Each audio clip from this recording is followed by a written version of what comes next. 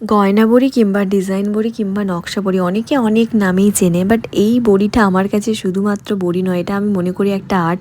সাদা তিল কিংবা পোস্তর ওপর নিজের প্রতিভাকে ফুটিয়ে তোলা। এই বড়িগুলো কিন্তু আমি অনেক যত্নে অনেক ভালোবেসে বানিয়েছিলাম। আমি আমার নিজের বিয়ের পরে যে তত্ত্ব হয় সেই তত্ত্বের জন্য ভীষণ মানে এর মধ্যে আমার অনেকটাই কি বলবো যত্ন ছিল।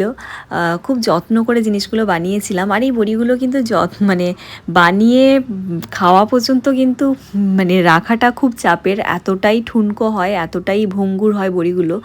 বাট বড়িগুলো কিন্তু সচন্দ্রে রাখতে পেরেছি।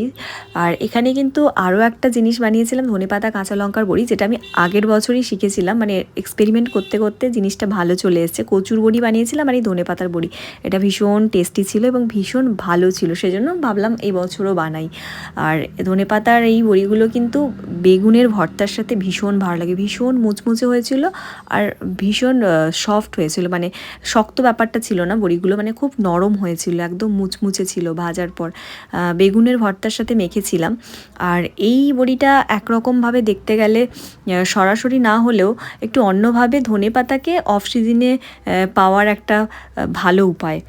আর এই গয়না বড়িগুলো কিন্তু বড়গুলো যেগুলো আমি সেগুলো বানিয়েছিলাম, আর বাকি এই বড়িগুলো কিন্তু আমার মামা বাড়িতে মামিরাই সবাই বানিয়ে দিয়েছিল আমার তত্ত্বে দেওয়ার জন্য। অনেক বড়িই বানিয়ে দিয়েছিল আর ভীষণ সুন্দর করে যত্নে করে বানিয়ে দিয়েছিল আর ভীষণ টেস্টিও হয়েছিল খেতে। মামা বাড়িতে কিন্তু বড়ি দেওয়ার একটা খুব ভালো চল ছিল, আমাদের বাড়িতেও বড়ি দেওয়া হতো, বাট সেই ছোটোবেলা থেকে কিন্তু দিদা সবসময়ের জন্য বড়িটা নিয়ে আসতো, মানে সব রকমের বড়ি দেওয়া হতো আমাদের বাড়িতে, বাট এই গয়না বড়িটা আমাদের বাড়িতে সেভাবে কেউ দিতে পারতো না। বাট আমি বড় হয়ে যাওয়ার পর কিন্তু দিদা আমাকে এই বড়ি দেওয়াটা শেখায়, মানে ডিজাইন করাটা, মেনলি আমি ডিজাইনগুলো করি।